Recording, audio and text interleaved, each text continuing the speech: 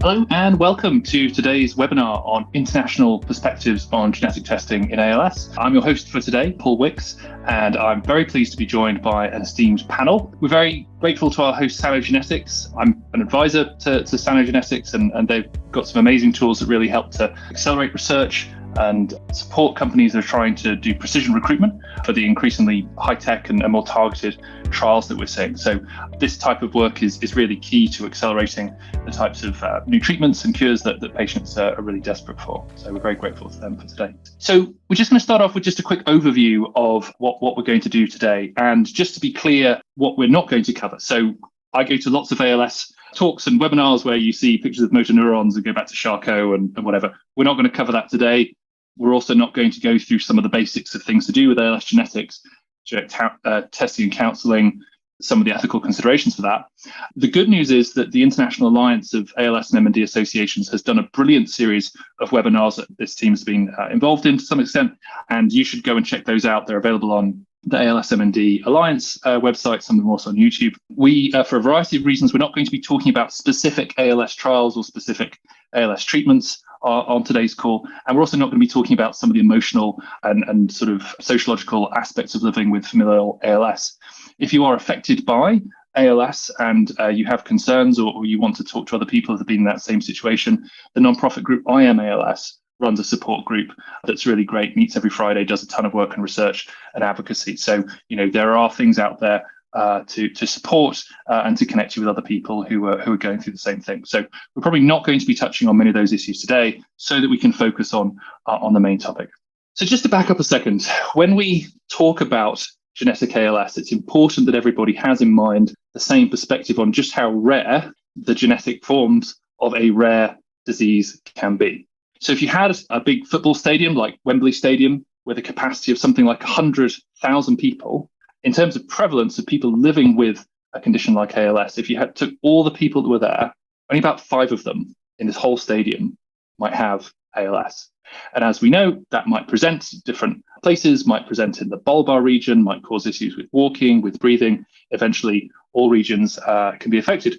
But only 1 in 5 of those individuals would have a genetic form. Now, I pre-apologize for some slips I might make, but you might see familial ALS, genetic ALS, sort of used interchangeably in the literature. I think what I'm hoping to mean here is someone for whom, if we knew everything, if we had a magic crystal ball, we would probably be able to find that about 1 in 5 cases have a genetic link. Now, this one individual here may or may not know that their family member had it in the past. They might not have a complete family history.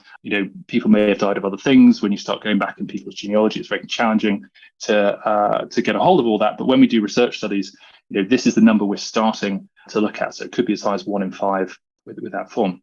And the reason that's important, why talk about a rare subset of a very rare group of people?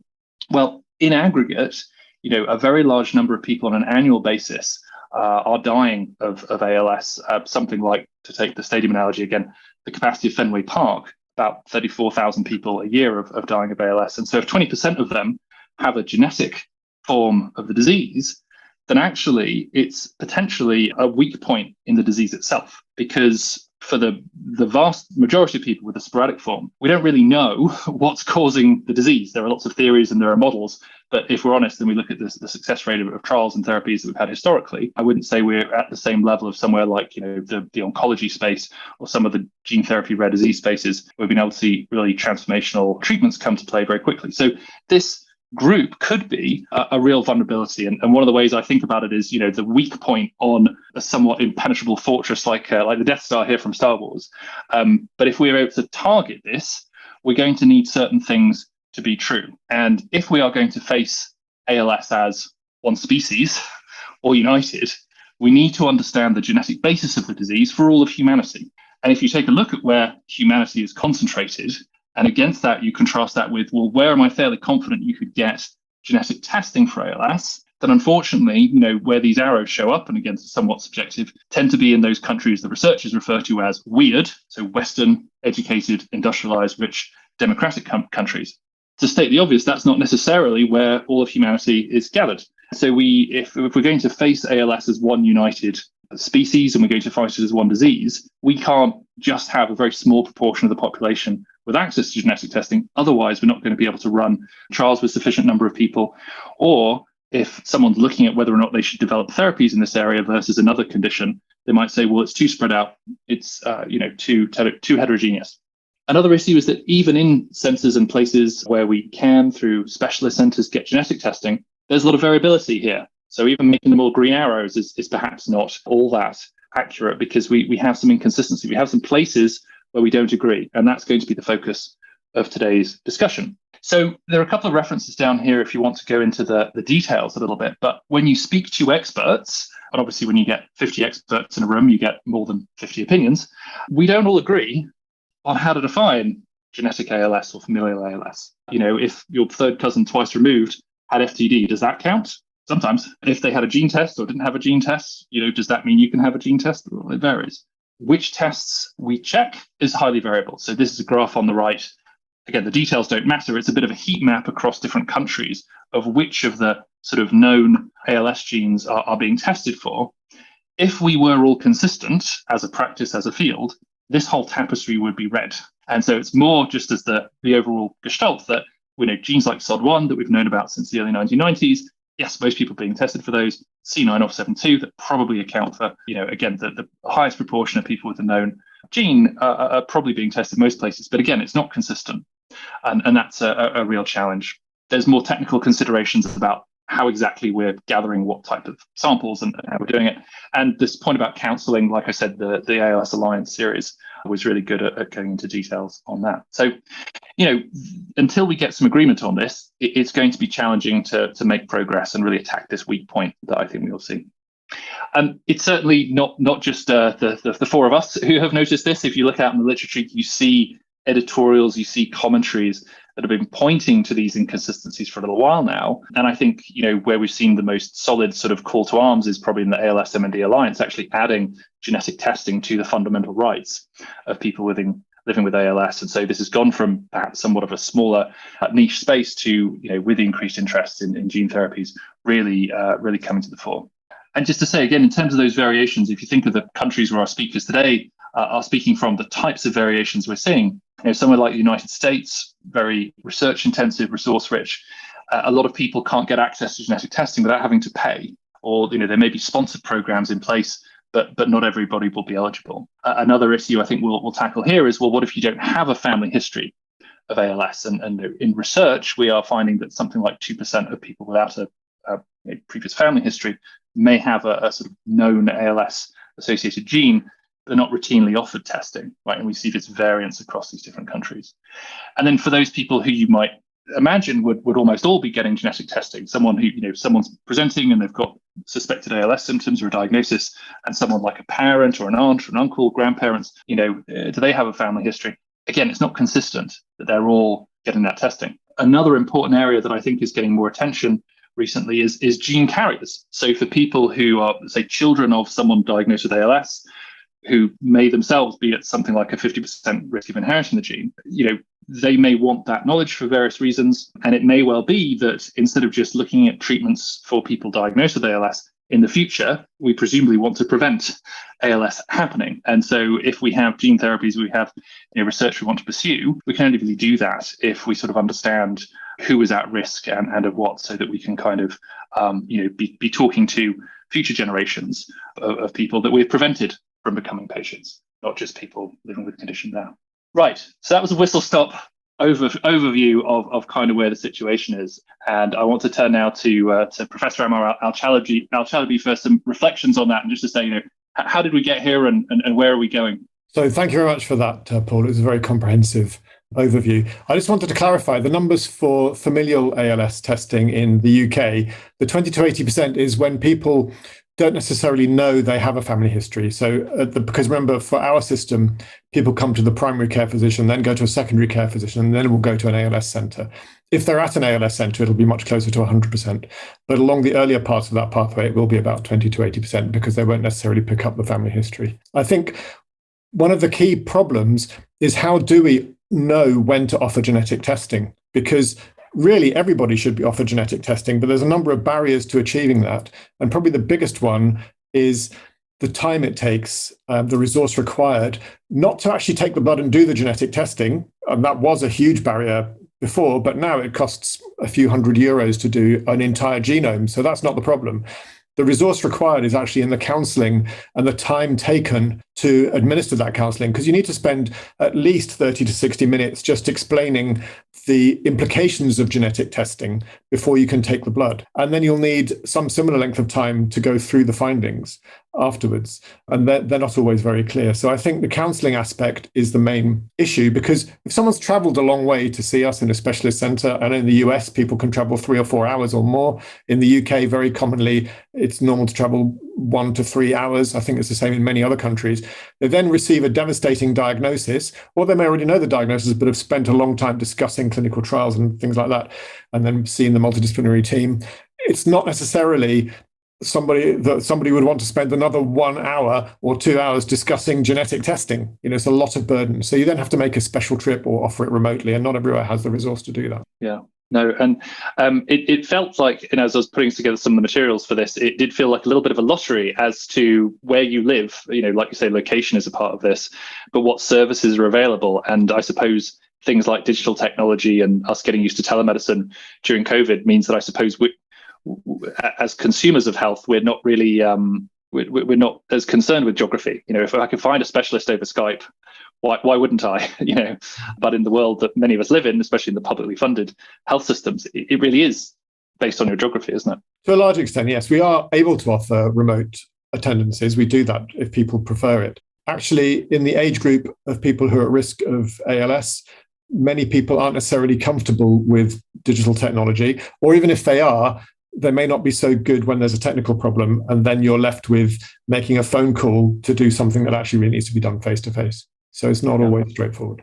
Yeah, and Kristina, you've been doing some work in Canada looking at this very question of variability, and that was some of your data that we presented there. So can you tell us a little bit about the experience of, I guess, trying to upgrade and level set for an entire country, how that's been, and where do you see it going? Yeah, sure. So for the last 2.5 years prior to my current role, I was working on an entire Canadian strategy on improving access to genetic testing for people living with ALS.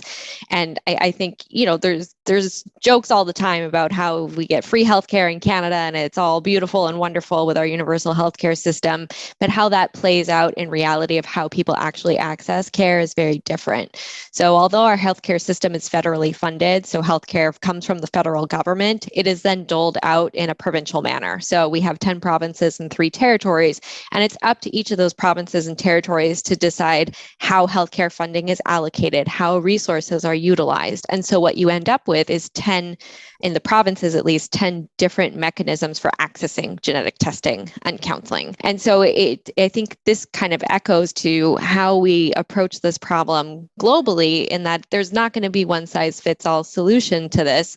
And so it's been very much adapting to what the local provincial infrastructure is, what the gaps are, what we can work with. Having clinicians who are excited and enthusiastic about this really helps. And so getting that conversation going. And so I appreciate that we're continuing to move this conversation forward in webinars such as today, because the more we talk about it, the more we can start to move that needle. But yeah, the experience has been widely variable, and there are still provinces where access is abysmal, despite clinicians wanting to order it for their patients. So. Mm-hmm.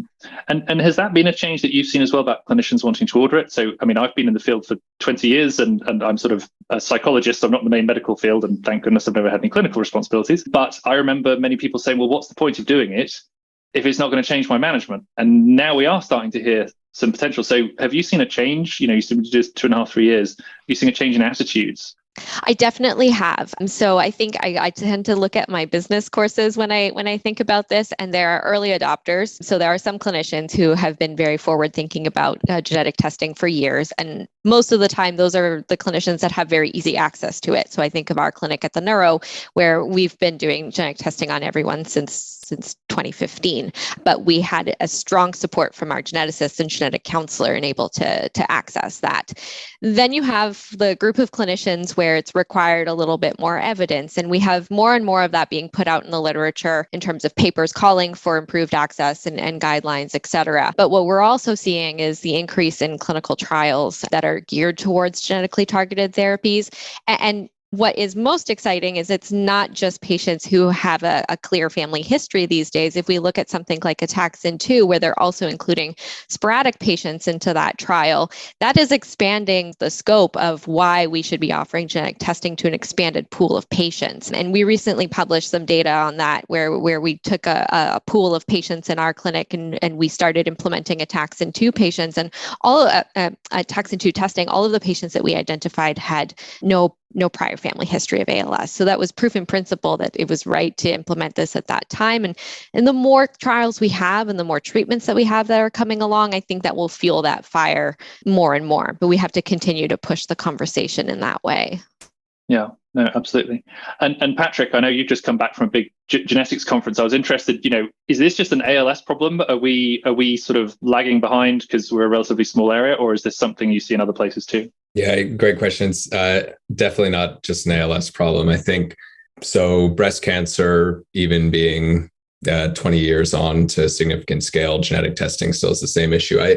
I think there's probably two drivers behind the discussion that we're having. One is a technological one that Ammar mentioned earlier, which is largely solved, not quite, but we can do whole genome sequencing. Pretty soon we'll be able to do long read sequencing at a pretty significant scale. So that means the graph you showed about all the genes becomes an analysis and a genetic counseling and a people problem. But technologically, we ought to be able to do everything on that list at scale. But I think there's a second one, which is a little bit more challenging, which is the who benefits or what is the benefit from doing testing? Because depending on the group you speak to, if it's clinicians, then we want to test what's going to deliver clinical benefit first and foremost. If it's someone running a clinical trial, they're interested in their gene or set of genes, whether or not there's necessarily clinical benefit because it hasn't been proven yet, right? That's the point of the trial. If you ask the people in research, they say test everything, test everyone, because we want to discover the new genes. And I think a lot of the challenge happens when these groups aren't talking to one another and I think it's being cracked by some of the interesting healthcare and research alliances. So if we look at groups like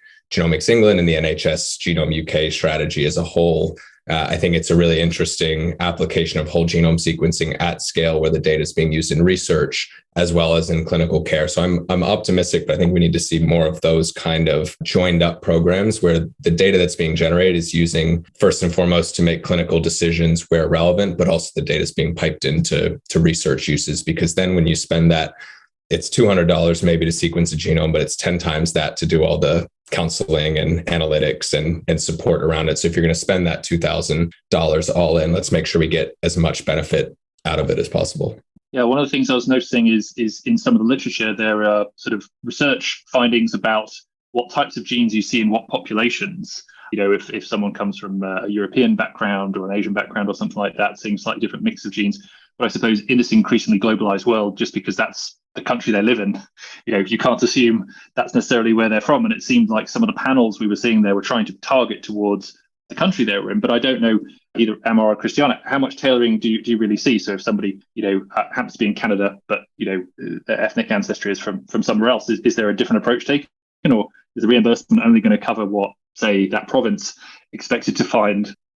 Yeah, so we haven't seen any difference in coverage based on ethnicity or race in Canada. We have different access, depending on what province, to different gene panels. So there are some provinces where they have access to a full panel, and if that's appropriate and the clinician is comfortable ordering that, then that can be ordered. That's not a problem. Some provinces only have access to a limited panel right now of like SOD1 and C9, and that's where we need to work to kind of fix those gaps if clinicians want to be ordering more than that. But to your point, I think we do need to be mindful that the incidence of certain mutations in ALS will vary globally. And so we need to think about how we make sure that there is broad access to broad panels in a global way to be able to address that. I don't know if Ammar has any other further thoughts on that. Yeah, it's very similar in the UK. So we wouldn't change the panel that's available based on ethnicity. I don't think enough is known about genetics and genomics of ALS internationally to really make proper informed decisions about that. Because as you said, most of this, well, I'm not even sure if you explicitly said this, but most of the research has been done in European-derived populations. So we don't really know very much about East Asian populations or Sub-Saharan African populations or others. So we do need definitely much more information about those. In the UK, if you order a genetics test and you fulfill the criteria for ALS, you'll order what's called R58, which is a whole genome sequence. But because that takes some time to come back, they initially will screen the C9orf72 gene, which is found in 10% of our population. So that's quite high, and that does vary by geography. And they'll also order SOD1, because there are gene therapies in trial or in extended access available. So those two are done very quickly. And then if those are negative, we get the rest of the panel done. You could argue we should do the rest of the panel anyway, because about 1% of people will have more than one variant, more than one gene affected. But those other panels, the whole genome sequence, when it's done, we only get the information back for the ALS panel. And that's about 40 genes. And we've just recently shown that, in fact, if you test those according to the UK current guidelines, which is that you have to either have a family history of ALS, or if you don't have a family history of ALS, you have to be younger than 50. It used to be younger than 40 until about a couple of months ago. If you do that, you miss something like 90 to 95% of people who would have an actionable genetic result, because about 20% of the general ALS population, regardless of family history, will have an actionable genetic result. By actionable, I mean something that will definitely need proper counseling and discussion, because it has implications for the family and will need some kind of approach, either a therapy if it's SOD1 based, or trials if it's some of the other major genes, or some other approach like family planning considerations. So it is very important that we do offer genetic testing to everybody, but for the reasons that Patrick and Kristina have discussed already, it's very difficult to do that actually in everybody. In the UK, it also varies by geography. So although officially those are the rules, you have to be less than 50 if you don't have a family history. If you speak nicely to the genetic centre, in some centres, some areas, you will be able to get genetic testing on all of your patients regardless. And in other centres, that will be impossible. So it even varies within a small geographical region like the UK. Yeah, and actually, I have to say that one of my concerns more broadly about this area is frankly those people who are more have more social capital, who are more willing to push against the first couple of no's they get, are more likely to probably end up with testing, and so by default that's going to drive inequality. If perhaps if you don't speak English as your first language, or you're not comfortable discussing medical genetics in your second language, what hope do you really have of pushing through policies like this? And so I think that we have a risk of just this being another place where we sort of deepen inequality. So I really do feel like it is a priority area, but I suppose what I'm trying to look for is other disease areas where we saw a step change. I mean, I suppose in places like cystic fibrosis, where a particular therapy came along and was for a particular group, it was pretty, you would have to check, wouldn't you, to see who was eligible. But is that what we need? Do we need some sort of watershed moment like this? Or do you see the direction of travel coming more into harmonization just as a secular trend, do you think? So this is something I've thought about a lot, because when I started working on this project in Canada a couple of years ago, it was a little bit more forward thinking than some people were ready for. But I kept bringing up SMA as the example, and it took a therapy approved for SMA to really drive forward newborn screening. And if we look at newborn screening like rates or availability, we're I think 3 therapies approved now for SMA at this point, and it's still not widespread. So in the US, they've come a long way. They have, most states will have newborn screening available at this stage. But in Canada, I think there's a program that's being spearheaded by the Muscular Dystrophy Association of Canada that has really pushed this forward, and several provinces now offer it. But half the country still doesn't have access to newborn screening, and there's an initiative in Europe as well. But many countries are without newborn screening still. And so if we think of Spinraza, which was approved in 2016, and then Zolgensma a couple of years afterwards, and then there's a third therapy whose name is escaping me, we're still not at a state where newborn screening is widespread and there are therapies on the market and available for people. So we have to push this before something is available while things are still in clinical trials, so that access is there when, and those people are identified, those people living with ALS who could benefit from these therapies are identified by the time that's available. Yeah. And to be clear, it's great that these products come along, and it's great that they do cause those changes. But I guess, what about all the diseases we're not talking about, where we could have found some other new technologies, but if we're not even doing relatively consistent testing in diseases where we've known about family histories for decades, what chance is there for disease X, Y, and Z, where we could be bringing these approaches to bear? And I suppose that moves more towards either newborn screening. I know the NHS has talked about possibly screening 100,000 individuals, or government level citizen genetic projects, so that our Future Health initiative in the UK will be doing gene testing for 5 million people, and hopefully that'd be a great resource. But yeah. Paul, can I just speak to that? So there's the problem you have with unbiased population level screening for something like ALS genes is that you will get huge numbers of false positives, and therefore people given unnecessary anxiety in the first round of screening. I can tell people the statistical reasons behind that outside this, but basically, if you have a relatively rare condition, and then your test must be much, much more accurate than the rarity of that condition. And for ALS, that isn't true. For genetics, it's not true. And therefore, you'll end up with something like 20, 30, 50, even for some variants, 80% false positives. So if you actually have a genetic test that's positive, you're very actually unlikely to have ALS subsequently. That may sound counterintuitive, but it happens with rare conditions unless the test is really 100% reliable, and genetics is not at that stage. Even a clerical error, when it's done at scale, even if it's very rare, is enough to disrupt that. So I think we have to look at population-based unbiased screening carefully in a condition like ALS. For people where there's a predetermined reason they should be tested, for example, if there's a family history, that's a completely different situation, and then the accuracy is very high. But if you're just talking about generally screening the population with no reason, that's a very different matter.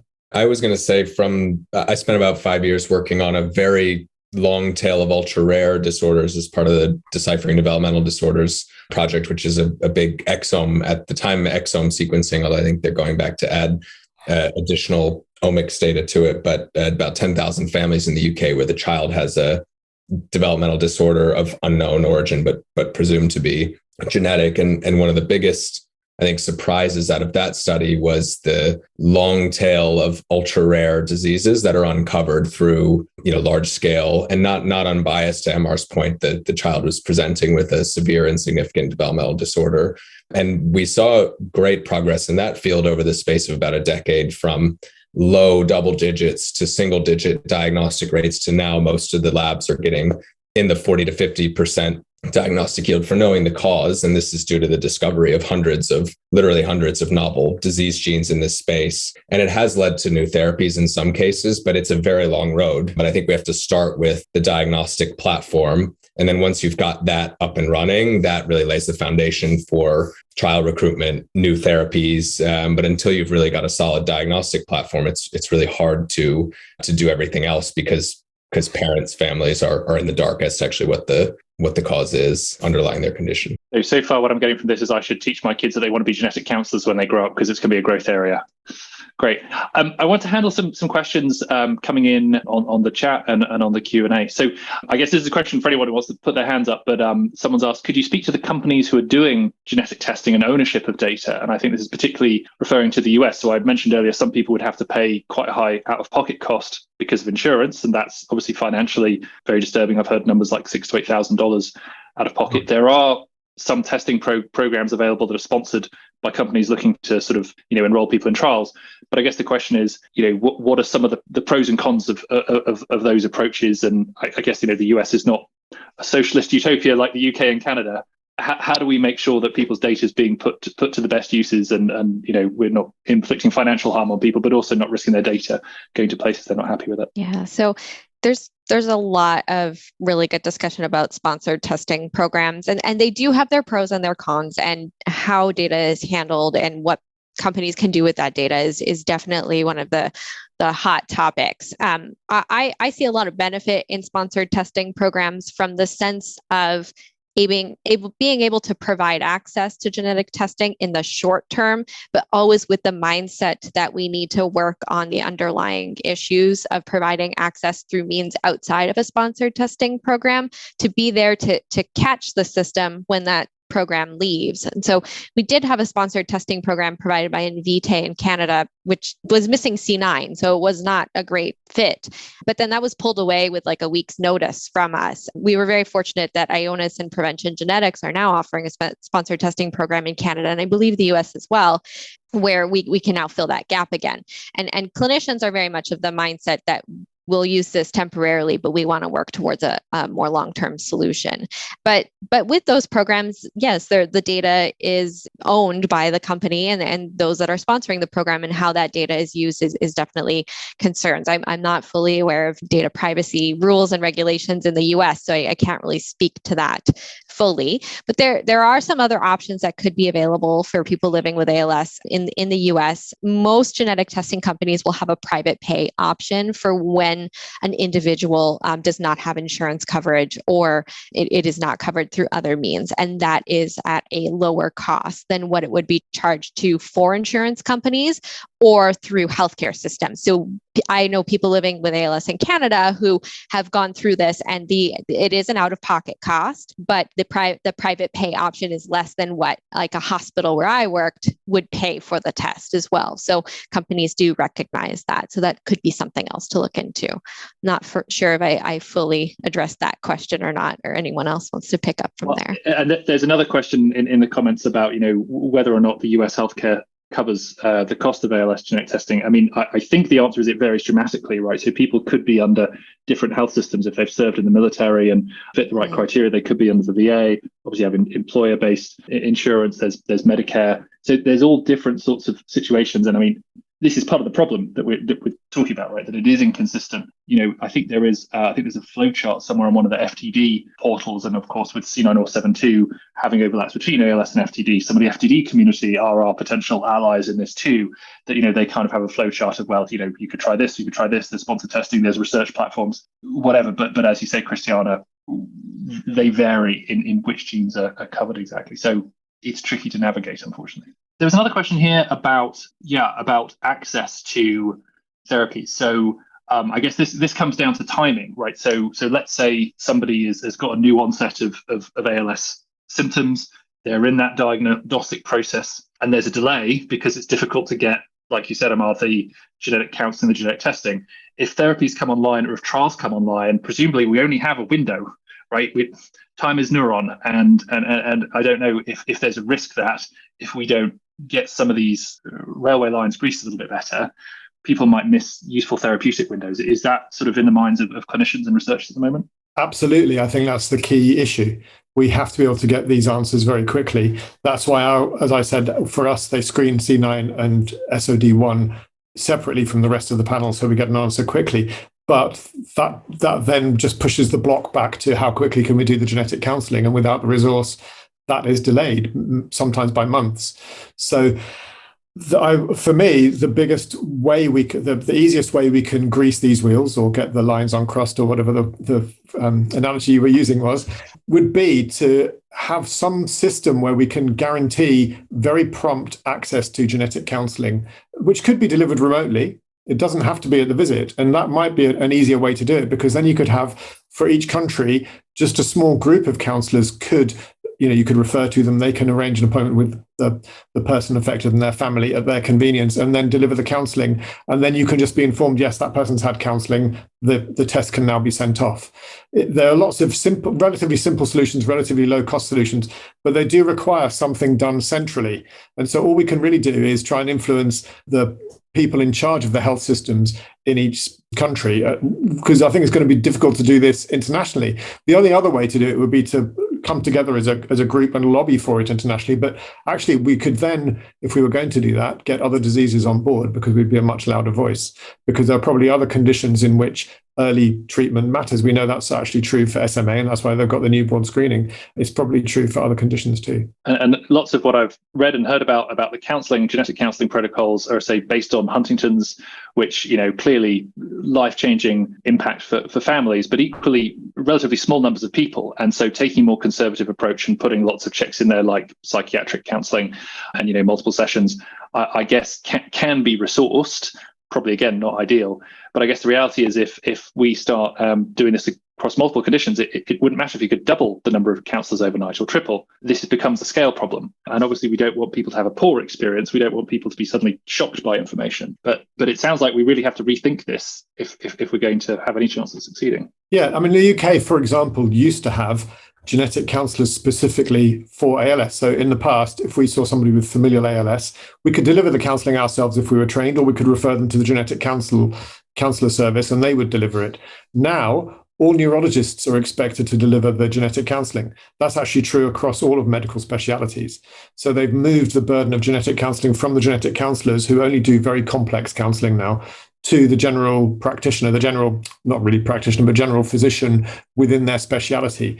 And not everybody is comfortable with doing that. Not everybody is trained to do that very easily. And it's actually quite difficult to navigate. How do you fill in the correct forms? And, it's not like ordering a full blood count or a normal blood test that we would do where you just tick a box. It's actually a much more complex process. So all of those things are barriers. And I suppose, a lot of people have quite a rapidly progressive form. So if someone's coming to you and their biggest issue is mobility, or their biggest issue is conversation about, gastrostomy or ventilation, I guess one has to prioritize that time, right? So, yes. like I say, maybe it's the in-between time. Yeah, and as you know, there's usually at least there's on average a year's diagnostic delay. So they're already 1 year into the disease. So we do need some system to pick people up earlier. Yeah. A question here about, so I mentioned earlier the overlap between ALS and FTD, particularly for C9orf72. Do you think there are any issues around consent that we need to be aware of? So, as we go looking back through people's family histories, or we start looking at carriers, are there safeguards we need in place to ensure that, first of all, everyone's being treated with respect? Many of the cognitive impairments that we've seen are very mild as to do with executive function. They certainly don't necessarily impact on people's ability to make really important decisions.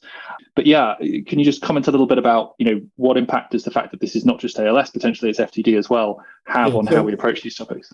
I mean, I think as clinicians, we always assess whether the person we're speaking to has capacity to make the decision that we're giving them. And if someone clearly has a frank dementia and wouldn't have capacity, sometimes even somebody with quite overt dementia will still have capacity to make the decision. But if they clearly don't, then we have to work around that in some way. Otherwise, we, of course, part of the counselling process is to make sure somebody has fully informed consent. That's really what the counselling is about. It's about getting fully informed consent. And the consent, the information is about, what do you do if you get a positive test? What will you do? Will you tell your family? If you're not going to tell family members, should you be having the test done? So those, and what are the implications of telling family members? There's lots of other things to consider than just having a blood test. It's not that simple. So all of those things are about consent, and even the interpretation of a negative test. What does that really mean? And actually, the big block now that's becoming a real problem for us is what are called the variants of uncertain significance, the VUS, VUS. Those are variants which may not have been described before, but they're in an ALS gene, for example. Are they relevant to that person's ALS, or is it just a coincidence that it's there? And there's no easy way to predict if a variant is relevant. If it's been seen in many people and goes down a family and you can see, yes, that's clearly an ALS variant, that's easy. But if it doesn't, that makes it a much more difficult problem. So there are ways to try and address that. And one of them is the ClinGen panels, which are internationally convened panels that have a system of rules where we all convene. We meet every 2 weeks or so. There's gene curation expert panels, GCEP. Those look at deciding the evidence that a particular gene is relevant in, for example, ALS or not. And then there are variant curation expert panels where within a particular gene, you decide which are the variants for which there is proper evidence they're relevant to that disease, which are the variants that are definitely benign, and then which ones are the variants of uncertain significance. Where do we get that extra evidence from? Because you need that to be able to give the counselling with the result to the person who's had the test. Mm-hmm. And then presumably, where we've banked samples and new information arises, it means we can go back to people and say, hey, the landscape has changed. We have new information for you. Yes. Absolutely. Yeah, but what's tricky about that, and I think Ammar raised a really important example here about the complexity of counseling. And there are a number of groups talking about newborn screening, and the complexity of pre-test counseling and that kind of approach blows up to an even more significant level. How do you, in an hour or in half an hour, explain all of the different potential outcomes, positive and negative? I've been in this field for more than a decade, and I learned of a new, interesting, rare, but potential outcome where if the child comes up with a rare BRCA2 homozygous, so they need a bone marrow transplant. That also means both parents are BRCA2 positive, so both parents have now learned they're at high risk of breast cancer. So from a newborn screen, you can end up with the whole family receiving news they weren't expecting. So I think it's a big challenge for us as a field of how do we, on the one hand, we have this known limiting reactant of good genetic counselors or neurologist time or skilled doctor time to do this. But on the other hand, we have an increasing complexity of potential outcomes. So how do we square those two while still getting testing to everybody who needs it? Yeah, I think that's a great point and really speaks to the importance of genetic counseling when you're offering genetic testing. And I think one of the things that we do have going for us in this capacity is that the field of genetic counseling, we're very early adopters for telemedicine. And so pulling some of those resources into remote visits, for example, and putting more complex cases with a genetic counselor. Ammar mentioned that not all clinicians are willing to provide the genetic counseling themselves. Some are. And so, can we balance resources in those cases where neurologists can provide, let's say pre-test counseling and a genetic counselor can pick up the post-test counseling? So it's really looking at what kind of alternative service delivery models are available to help fill some of these gaps. And then to your point, Patrick, really for those complex cases and the evolving complexity, involving the specialists who can help address those cases will be key. No, that's great. Well, so, I feel like we've just scratched the surface really, and we could certainly delve deeper on this, but, we're going to finish up there, incredibly inspired by all the progress that I suspect this group is going to make in the years to come. And clearly it seems like, we're not the only one with this challenge. So we can benefit from the progress made from other technologies, other conditions. And my hope is in, 5 or 10 years time, if we redraw those maps, we'll be a united front against ALS. So thank you so much to Patrick, to Kristina, to Ammar for their time, for their thought, for all the work they've done throughout their careers. And thank you all for joining us today.